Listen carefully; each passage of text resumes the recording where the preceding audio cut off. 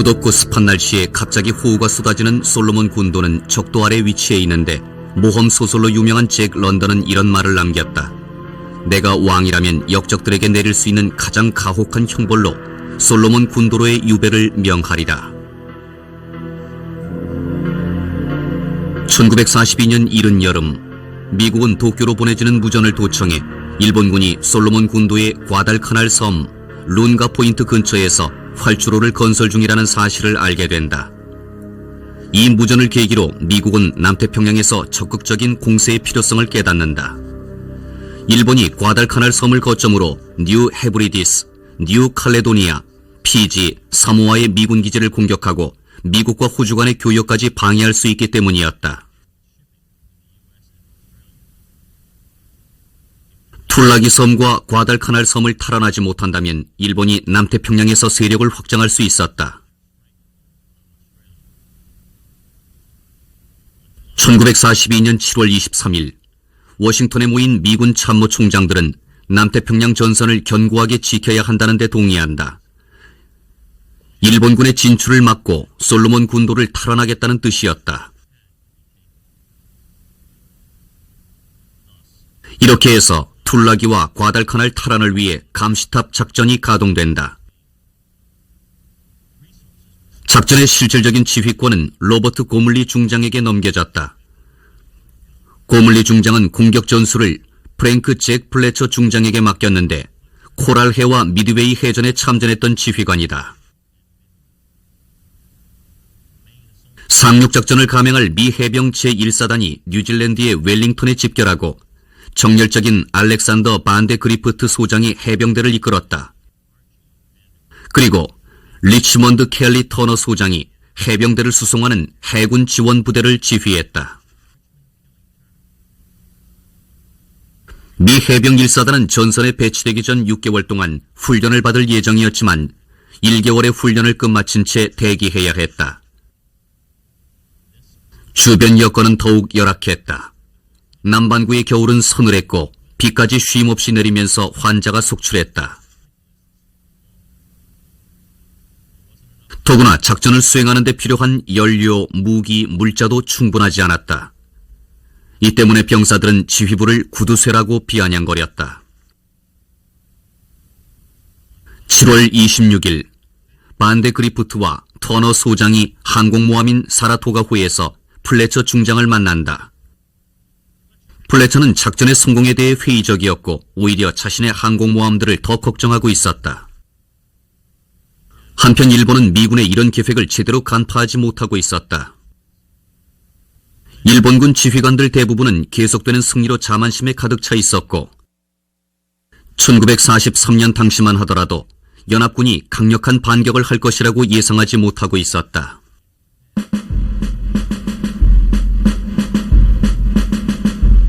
8월 1일 일본군 도청부대에서 연합군이 보내는 2개의 무전 신호를 포착한다.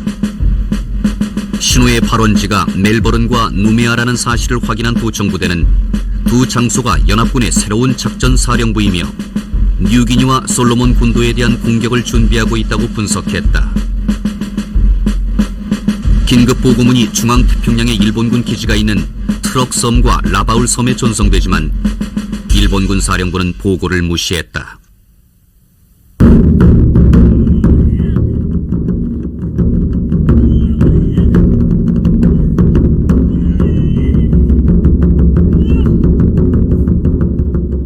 (7월) 말 미군 기습부대가 작전에 나선다. 82척의 수송선에 19,000명의 해병 1사단이 승선했다. 그리고 해상 지원 함대가 남쪽 160km 해상에 위치했는데 항공모함 3척, 전함 1척, 순양함 5척, 구축함 16척과 유조선 3척으로 구성됐다. 8월 6일 밤 마침내 해병대원들이 상륙 준비를 마친다. 지원 함대가 과달카날 섬 남쪽 해상으로 이동하고 상륙부대가 섬의 서쪽 해상에서 대기했다. 1942년 8월 7일 태양이 떠올랐을 때 솔로몬 군도의 일본 군들은 사방을 에워싼 대규모 함대를 상대해야 했다. 툴라기 섬의 일본군 통신병은 라바울 섬으로 이런 무전을 타전했다. 막강한 화력의 함선들의 병력 규모는 확인이 되지 않는다. 그들의 정체는? 하지만 모든 것이 분명해진다. 해상에서 툴라기 섬의 일본군 진지를 향해 포격을 시작했기 때문이었다. 통신병의 마지막 무전이 전해진다. 적군이 몰려온다. 우리는 목숨을 바쳐 진지를 사수할 것이다. 승리를 위해 기도하자. 곧 통신은 두절된다.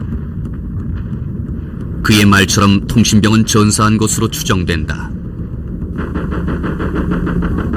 31시간 동안 툴라기 섬의 일본군은 미군 해병대에 맞서 저항했다. 총을 들고 달려가거나 동굴 속에서 쉬지 않고 총알을 퍼부어댔다. 결국 미군이 동굴을 폭파해버린다. 가부투와 타남보고 섬에서는 일본군이 고전적인 방식으로 미군을 상대했다. 작은 섬이었지만 산호초가 에워싸고 있어서 상륙이 가능한 몇 군데 지점에 화력을 집중했다.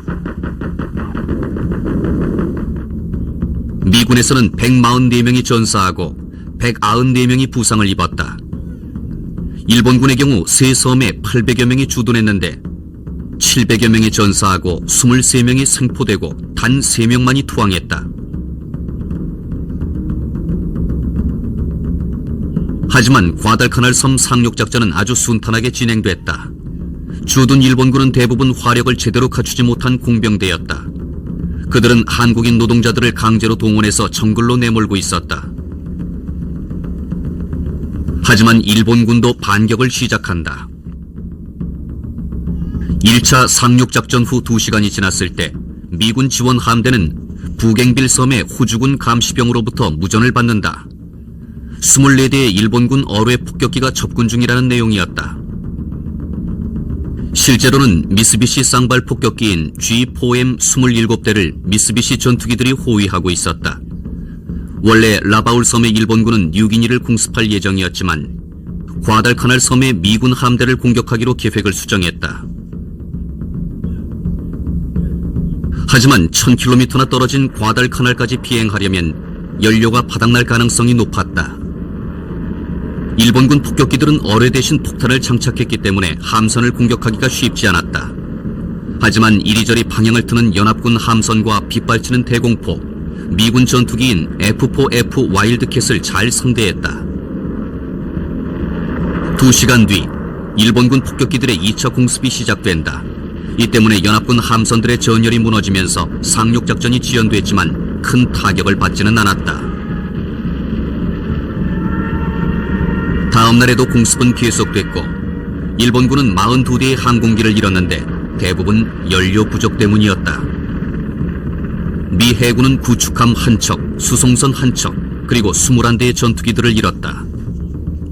미 해병은 상륙 첫날 과달카날 섬에서 1명의 사상자도 내지 않았다. 8월 7일 저녁 해안에 도착한 11,000명의 해병대원들이 다음 날 내륙으로 이동해 핸더슨 비행장을 접수했는데 일본군의 저항은 거의 없었다. 비행장이 거의 완공 단계였기 때문에 일본군으로부터 비행장을 하나 얻은 것이나 마찬가지였다. 일본군들은 너무 급하게 도망치느라 비행장의 시설도 그대로 남겨두었다. 미 해병은 트럭과 건설 장비를 비롯해서 연료와 자재, 식량, 그리고 얼음 만드는 제빙기까지 손에 넣을 수 있었다. 미군은 이런 팻말까지 세웠다. 도조 얼음 공장 주인이 박빔. 이렇게 손쉽게 과달카날 섬을 탈환했지만 섬을 지키는 일은 결코 만만치 않았다.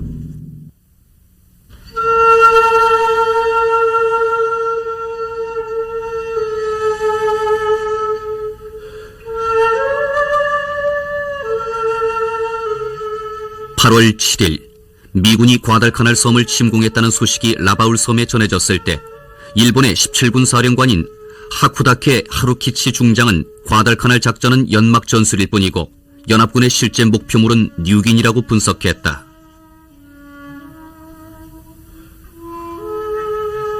하지만 일본 해군의 미카와 구니치 중장은 사태를 정확히 간파하고 있었다. 그는 미군의 공격 목표는 과달카날 섬이라고 확신했다. 미카와는 즉시 해군을 과달카날 섬으로 파견한다. 그리고 도쿄의 해군 참모총장에게 연합군 함대에 대한 공격을 허가해달라고 요청한다. When we landed on the island, the Japanese had the upper hand as far as not in numbers, but in control of the surrounding waters. 그날 저녁 미카와 중장이 8척의 전함을 이끌고 라바울 섬을 떠난다. 그는 순양함 초카이호에 탑승해 함대를 지휘했는데 미군에 노출되지 않기 위해 야간 이동을 택했다. 하지만 라바울 항구 근처에 숨어있던 미군 잠수함이 움직임을 포착하고 상부에 보고한다.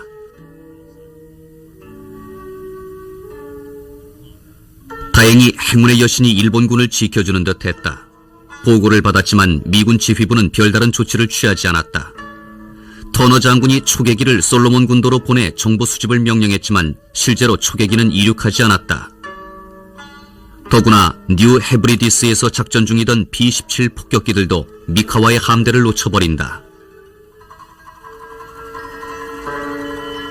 연합군의 해상 지원군이 과달카날 섬 해상에 대기하고 있었지만 다가올 위험에 대해 전혀 모르고 있었다. 8월 8일 저녁 터너 소장이 반데 그리프트 소장을 자신의 모함인 맥콜리호로 불렀고 그때서야 전혀 모르고 있던 소식을 접하게 된다. 일본군 함대의 이동에 관한 미군 잠수함의 보고를 전해들은 것이다. 곧이어 앞서 소식보다 더욱 놀라운 소식이 전해진다. 플래처 중장이 항공기 손실과 항공모함의 피해를 우려해 함대를 작전구역에서 후퇴시키고 있다는 보고였다.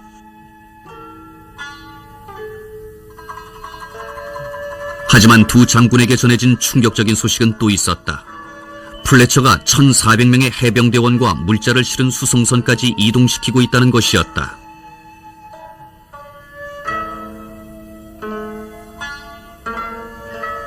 반데 그리프트 소장은 플래처 중장이 꽁무니를 빼고 있다고 받아들였다. 하지만 그가 할 수 있는 일은 많지 않았다. 일단 수송선에 탑승한 대원들을 상륙시켜 지원 물자가 도착할 때까지 진지를 구축하도록 하는 일뿐이었다.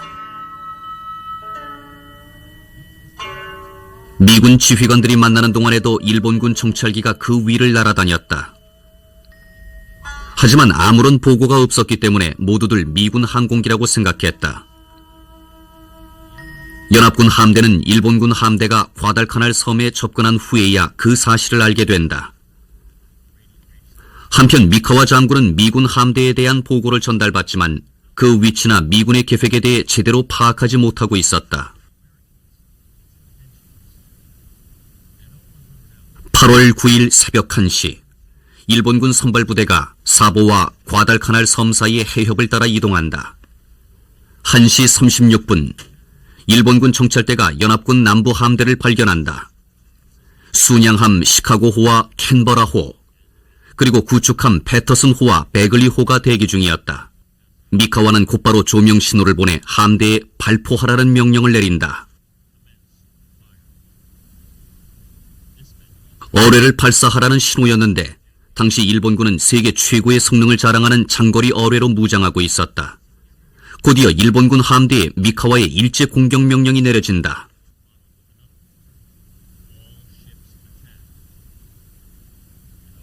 (1시 43분) 패터슨호가 일본 함대를 발견하고 경보를 발동하지만 너무 늦은 조치였다. 장거리 어뢰가 이미 연합군 군함들을 향해 다가오고 있었고 일본군 정찰기들이 조명탄까지 투하하고 있었다. 호주의 순양함인 캔버라호가 제일 먼저 두 발의 어뢰에 명중되고 일본군의 함포 사격까지 받는다. 결국 화염에 휩싸인 채 바다 위에서 그대로 멈추어 버린다. 한편 두 척의 구축함이 대응 사격에 나섰지만 패터슨호가 일본 함대의 집중 공격에 노출된다. 미군의 베글리호가 어뢰들을 발사했지만 단 한 발도 명중되지 않았다. 시카고호의 보대 함장은 수면을 취하고 있다가 일본군 전함들이 공격을 시작한 후에야 작전실로 뛰쳐나갔다. 잠시 뒤 어뢰와 포탄이 시카고호를 강타했다. 이렇게 연합군 군함들은 무방비 상태로 노출됐다. 맥콜리호의 승선에 있던 터너 장군은 제대로 상황도 파악하지 못한 채 수송선단의 안전만을 걱정해야 했다. 더구나 일본군의 강력한 공세 때문에 명령도 제대로 전달되지 않고 있었다. 6분 만에 연합군 남부 함대를 괴멸시킨 일본군은 북부 함대를 향해 진격했다. 북부 함대는 순양함 빈센스호, 아스토리아호, 퀸시호와 두 척의 구축함으로 구성되어 있었다. 당시 미카와의 함대는 우연히 두 편으로 나누어졌고 연합군 함대를 협공하기에 유리한 위치였다. 1시 48분 아스토리아호에서 일본군 어뢰를 발견한다. 곧바로 함선에 경보가 울리고 대응 사격을 준비한다. 하지만 이미 일본의 초카이호가 아스토리아호를 향해 일제 공격을 퍼붓고 있었다. 결국 아스토리아호는 화염에 휩싸인 채 작동불능이 된다. 퀸시호도 반격을 개시하기 전에 일본군의 강력한 협공을 받는다. 포탄이 작전실을 강타하면서 함장을 포함해 대부분의 장교들이 희생됐다. 그리고 함선이 정지한 채 침몰하기 시작했다. 빈센스호를 이끌고 있던 리프콜 함장도 포탄이 떨어질 때까지 일본군의 공격을 모르고 있었다. 빈센스호도 어뢰와 포탄에 명중된다. 2시 15분 리프콜 함장이 함선을 포기하라는 명령을 내리려는 순간 일본군의 공격이 멈춘다. 미카와 장군은 충분한 성과를 거두었다고 생각했는데 초카이호도 세 발의 포탄을 맞은 데다가 함대를 정비할 필요도 있었다. 미군의 수송선단이 여전히 가까이 있었지만 미카와는 날이 밝기 전에 복귀하도록 결정한다. 항공 지원이 없었기 때문에 날이 밝으면 미군 전투기들이 반격을 해올 것이라고 예상했기 때문이었다. 일본으로선 좋은 기회를 놓친 셈이었다.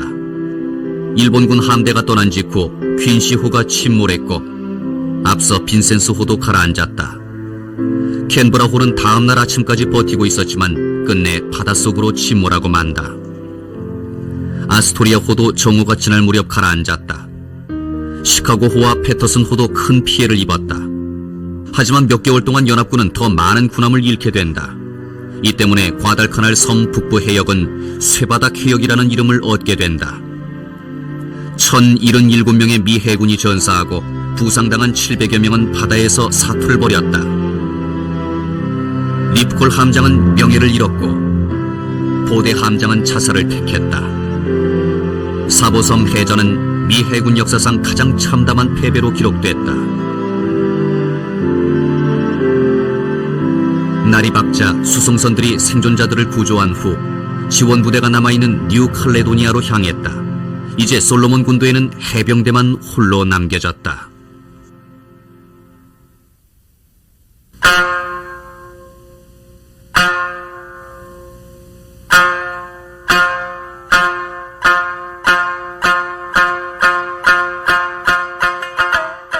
일본 해군이 사보섬 해전의 승리감에 도취돼 있었지만 여전히 미군 상륙부대가 남아 있었다.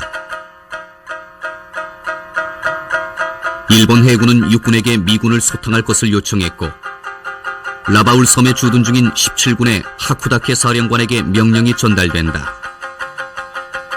일본이 과달카날 섬에 투입할 수 있는 병력은 6,000명이었다. 해군 상륙부대 500명, 이치키 기요노 대령이 이끄는 파견부대 2,000명, 가와구치 기요다케 장군의 지상군 3,500명으로 구성됐다. 하지만 미군 병력은 과달카날 섬에 11,000명, 툴라기 섬에 6,000명이 주둔 중이었다. 다행히 미 해병대는 1개월 가까이 식량과 무기 그리고 물자 부족에 시달리고 있었다. 더구나 수송선들이 중화기와 중장비를 내리지도 못한 채 섬을 떠나버린 상황이었다. 일본군이 정오만 되면 진지를 폭격했고 일본군 구축함과 순양함들이 해안을 돌며 섬을 향해 함포를 쏘아댔다. 섬 자체의 환경도 최악이었다. 과달카날 섬은 아주 무더운 정글지대로 마치 하수구 터널 같은 곳이었다. 거미, 진해, 거머리, 말라리아 모기를 비롯해 해병대원들이 난생 처음 보는 벌레들이 우글거렸다. 파리도 너무 많아서 녀석들을 삼키지 않고 음식을 먹는 것은 불가능했다. 미군이 상륙할 때 정글로 숨었던 일본군까지 호시탐탐 기회를 엿보고 있었다. 8월 12일 26명의 미 해병 정찰대가 보트를 타고 해안을 따라 이동한다. 한 일본군 포로로부터 항복을 원하는 다른 일본군 병사들이 있다는 정보를 입수했기 때문이었다. 일본군 병사들을 찾아내지만 그들은 전혀 항복할 의사가 없었다. 3명의 해병대원들만 간신히 목숨을 건질 수 있었다. 다행히 역경 앞에서도 해병대원들은 낙담하지 않았다. 생존을 위해 참호를 파고 비행장을 완공해야 했다. 비행장 이름은 핸더슨 비행장으로 정해졌는데 미드웨이 해전에서 전사했던 해병대 조종사 롭턴 핸더슨 소령의 이름을 딴 것이다. 원래 미군에게는 불도저 한 대가 전부였고 그조차 로이 케이트 2병만 조종할 수 있었다. 거의 모든 일에 불도저를 혹사했지만 일본군이 남겨둔 장비들도 이용할 수 있었다. 다행히 지원 물자가 도착했는데 4척의 수송선이 나타나 공군기지 건설을 위한 물자를 공급했다.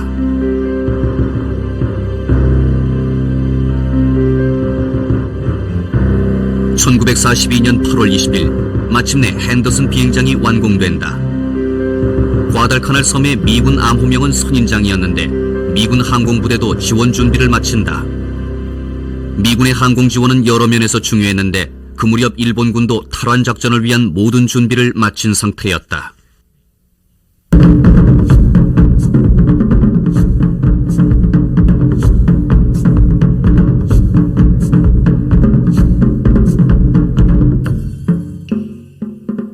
(8월 18일) 자정을 지나기 직전 6척의 일본군 구축함을 떠난 이치키 기요노 대령과 915명의 대원들이 핸더슨 비행장에서 35km 떨어진 타이브 포인트에 상륙한다. 이치키 대령은 다른 부대원이 도착할 때까지 며칠 정도 대기하라는 명령을 받았지만 바로 핸더슨 비행장으로 전진했고 125명의 병사들을 남겨 해변을 사수하도록 했다. 이치키는 부하들이 중일 전쟁에도 참전한 경험이 있기 때문에 손쉽게 미군을 격퇴할 수 있다고 확신했다. 승리감에 도취된 나머지 휘하 부대의 능력을 과신한 것이다. 그의 일기장에는 이렇게 기록돼 있었다. 8월 21일 승리의 열매는 달다. 하지만 미 해병대는 그의 부대를 기다리고 있었다. 19일 일본군 정찰대를 발견한 미 해병 정찰대가 그들을 사살하는 데 성공한 덕분이었다. 미군 정찰대는 일본군 시신에서 지도와 함께 작전에 관한 내용이 담긴 일기를 손에 넣었다. 8월 21일 새벽이 밝기 전 이치키 대령은 일루강 서쪽에 있는 해병대 진지를 기습한다. 미군 해병대 지도에는 테나루강으로 잘못 기재돼 있었는데 서쪽에서 북쪽으로 핸더슨 비행장까지 흐르는 강이다. 일본군은 강 하구의 모래사장을 가로질러 강 동쪽에 있는 코코넛 숲을 지나야 했다. 하지만 매복해 있던 미군 해병대원들의 강력한 공격을 받게 된다. 몇몇 지점에서 일본군이 격렬한 저항을 뚫고 저지선을 돌파하기도 했다. 미군이 다시 반격을 가해 일본군을 몰아냈지만 일본군의 무모한 공격은 날이 밝을 때까지 계속됐다.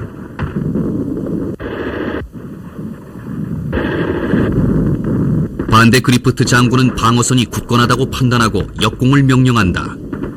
강 상류에 있던 해병부대까지 가세해 일본군을 측면과 후방에서 공격했다. 이미 첫날 밤 교전으로 일본군은 큰 피해를 입은 상태였다. 미군의 격렬한 저항을 예상하지 못했던 일본군은 미군의 반격이 시작되자 후퇴하기 시작했다. 하지만 미군 전폭기들이 해변으로 달아나는 일본군을 공격했다. 오후가 되자 미군은 코코넛 숲에서 일본군을 포위하는 데 성공한다. 무방비 상태였지만 일본군은 결코 항복하지 않았다. 결국 반대 그리프트 장군은 남은 일본군을 괴멸시키기 위해 5대의 탱크를 코코넛 숲으로 진격시킨다. 미군 탱크에 맞서 일본군 병사들이 온몸으로 저항했지만 그 결과는 참담했다. 반대 그리프트는 당시를 이렇게 회고했다. 탱크들이 고기 분쇄기처럼 지나갔다. 해가 질 무렵 이치키 대령은 부대 깃발을 불태우도록 명령한다. 이 때문에 미군이 그 위치를 파악하게 된다. 하지만 미군이 도착하기 전 이치키는 사무라이 의식인 할복으로 죽음을 선택했다. 대략 800명의 일본군이 전사했지만 미군의 경우 35명이 전사하고 75명이 부상당했다. 이치키 부대의 일방적인 패배는 일본군 지휘부에 엄청난 경각심을 불러일으켰다.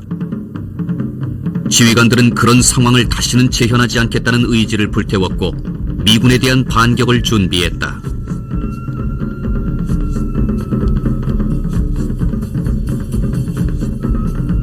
하지만 반대 그리프트 장군과 미 해병대도 정신무장을 공고히 하는 계기가 된다.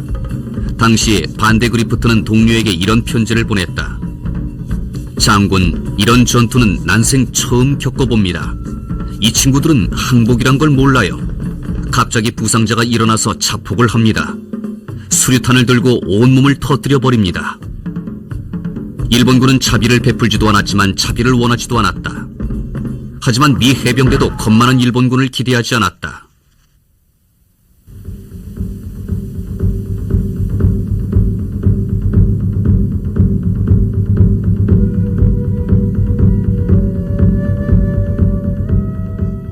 이 무렵 과달카날 섬의 미 해병대는 충분한 물자 공급을 받고 있었지만 주변 환경은 열악했다. 무더위와 해충에 이질, 말라리아, 피부병이 병사들을 괴롭혔다. 하지만 많은 대원들이 말라리아 예방약인 아타부린을 복용하기를 주저했다. 정력 감퇴를 가져온다고 믿었기 때문이었다. 결국 의무병들이 병사들이 약을 삼키는지 확인을 한 후 식사를 하도록 허락했다.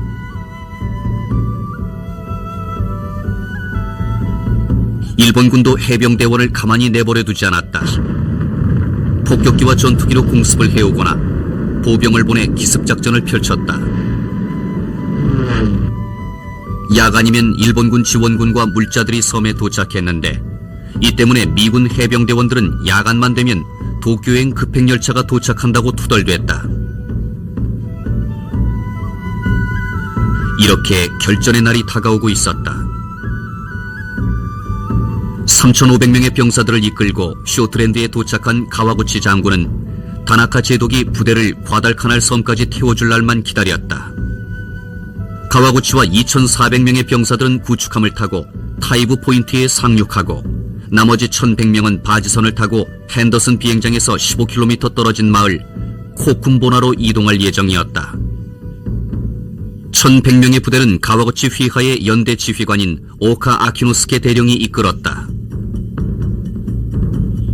8월 31일 저녁 8척의 일본군 구축함이 가와구치의 부대를 타이브 포인트로 이동시킨다. 그곳에서 굶주림과 더위에 지쳐있는 이츠키 부대의 생존자들을 만난다. 그리고 미군 항공기들의 지속적인 공격을 받았다는 얘기를 전해 듣는다. 가와구치 부대는 야간을 이용해 서쪽에 버려진 마을까지 이동했는데 다음날 생존 병사들의 증언이 틀리지 않았다는 것을 알게 된다.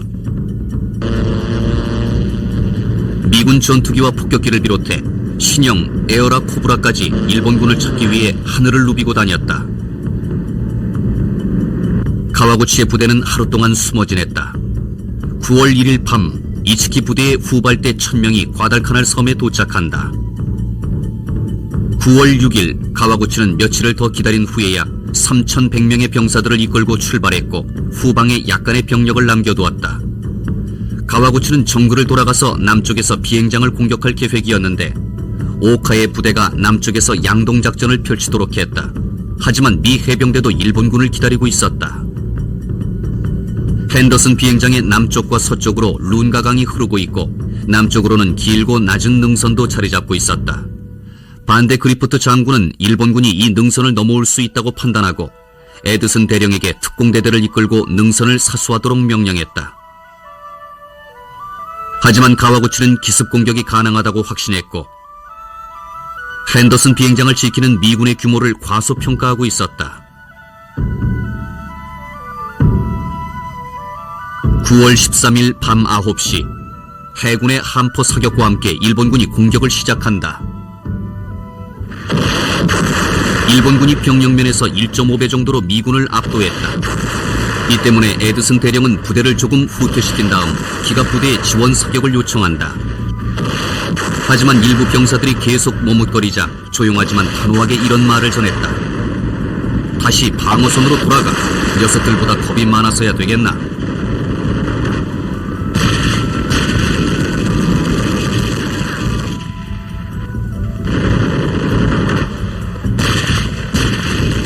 일본군이 정렬을 정비해 다시 진격했다.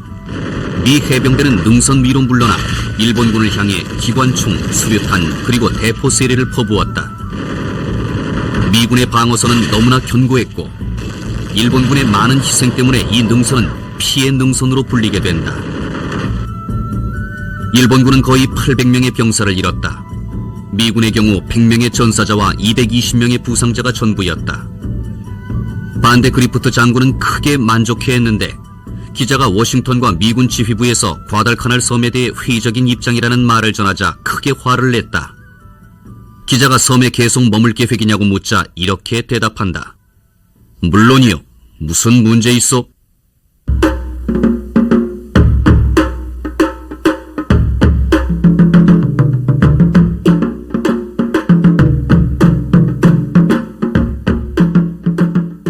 미군이 핸더슨 비행장에서 군수품들을 정리하고 있을 때 24대의 일본군 폭격기들이 공격을 해와 큰 피해를 입는다. 잠시 뒤 39대의 폭격기들이 2차 공습을 해왔다. 하지만 누구도 승리를 장담할 수 없었다. 날이 저물 무렵 일본군 전함인 콩고호와 하루나호가 6척의 구축함과 함께 과달카날 섬으로 이동하고 있었다. 핸더슨 비행장을 파괴할 목적이었다. 10월 14일 새벽 1시가 지난 시각 2대의 전함이 일제 사격을 개시한다. 강력한 포격이 계속됐지만 대부분의 미군 병사들이 진지에서 잘 견디고 있었다. 30분 뒤 여러 발의 포탄이 비행장을 강타하면서 항공기들이 파괴되고 연료 탱크와 탄약고가 폭발한다.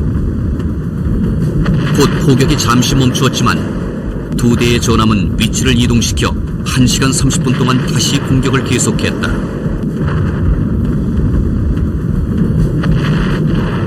미군으로선 공격을 막을 실질적인 방법이 없었지만 4척의 어뢰정을 보내 일본 전함을 공격하려고 시도했다. 결국 일본군 전함들은 900발 이상의 포탄을 발사한 후에야 북쪽으로 사라졌다. 아침이 밝았을 때 핸더슨 비행장은 곳곳에 불길이 치솟고 있었다. 41명이 사망하고 많은 항공기들이 파괴됐다. 그리고 대부분의 연료가 화염에 불타버린다. 한편 6척의 일본군 수송선이 솔로몬 군도로 이동 중이었다. 병력 4,000명, 탱크 14대, 12mm 기관포를 비롯해 많은 물자들이 전함과 전투기의 호위를 받고 있었다.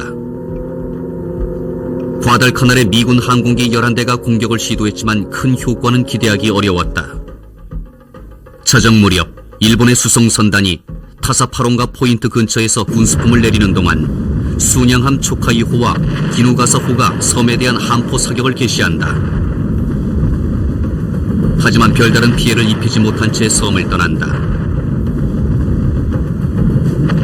날이 밝자 미 해병 항공기들이 남아있는 세 척의 수송선을 목격하고 공격을 퍼붓는다. 이 때문에 일본군 병사들이 해안으로 피신했다. 하지만 대부분의 물자와 병력이 해안에 상륙한 후였다. 하쿠다케 장군이 15,000명의 병력을 이끌고 공격 준비를 마친다. 하쿠다케 부대의 규모를 알고 있었던 반데그리프트 장군은 핸더슨 비행장을 사수할 수 있을지 확신하지 못했다. 곧바로 미군 지휘부에 무전을 보내 과달카날 섬이 공격을 받으면 미 해군이 일본 해군을 막고 동시에 지원 부대를 파견해 줄 것을 요청한다.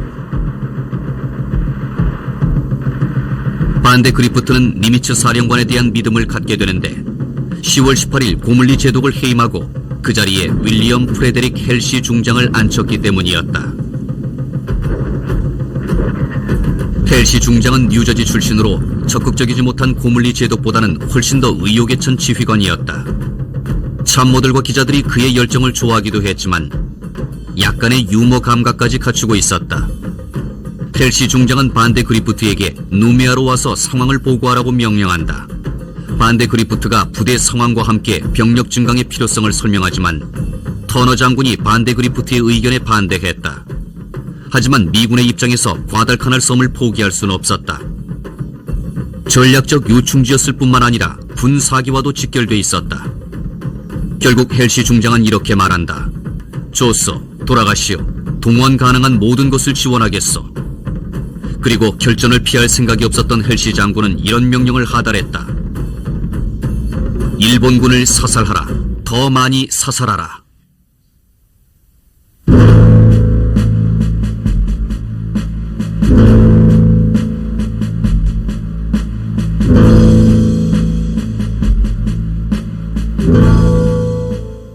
한편 섬에서는 일본군이 핸더슨 비행장에 대한 대공세를 준비하고 있었다.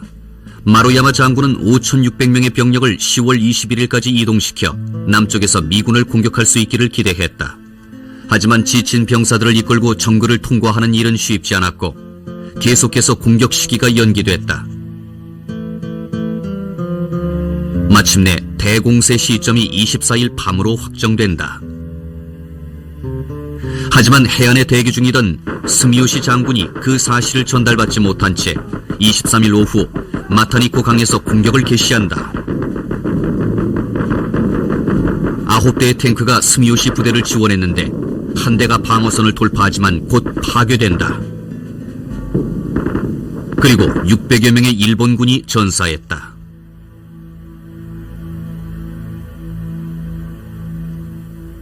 스미요시의 공격은 막대한 병력 손실만 낳았고 미군의 방어를 더욱 공고히 해주는 빌미를 제공했다. 미군의 남쪽 방어선은 루이스 풀러 대령의 지휘 속에 구축됐다. 아주 건장한 체격에 임전무투의 자세를 가진 전형적인 해병대 지휘관이었다.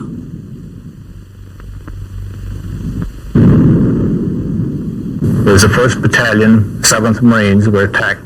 This was Chesty Fuller's battalion. Chesty's lines were spread out just like all the other lines were spread out. We just didn't have enough men. 자정이 지났을 때 일본군이 공격을 개시했는데 방어선을 무너뜨리고 비행장을 파괴할 수 있다고 확신하고 있었다. 하지만 명백한 오판이었다. 미군이 순순히 비행장을 내어줄 리가 없었다. 어둠 속에서 공방전이 격렬하게 전개되는 가운데 일본군은 평지만 나오면 비행장이라고 착각했다.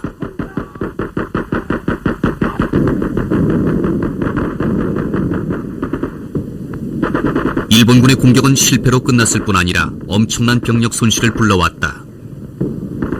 실제로 필요한 인원의 절반 규모로 방어선을 구축했지만 미군은 하룻밤새 1,400여 명의 일본군을 사살했다.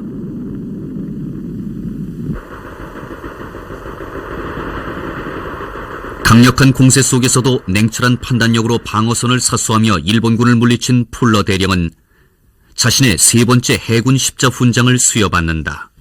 Puller was up in the front lines, essentially there with us, and whenever actions we had, we turned around looking, there's Puller. 한편 도쿄의 일본군 사령부는 과달카날 전투를 중단하려 하지 않았다. 천황까지 나서서 과달카날 섬에 일본군을 구출하라고 지시했기 때문이었다. 일본군 사령부는 천황의 지시를 어길 수가 없었지만 그렇다고 결판이 난 싸움을 열렬하게 뒤집을 생각도 없었다.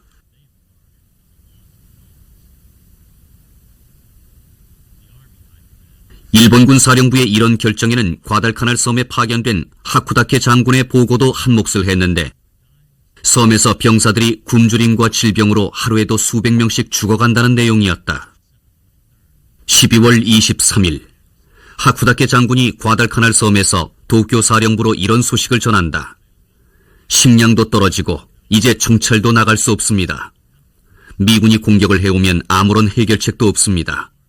우리 17군의 진격을 허락해 주십시오. 참호 속에서 굶어 죽느니 명예로운 죽음을 택하겠습니다.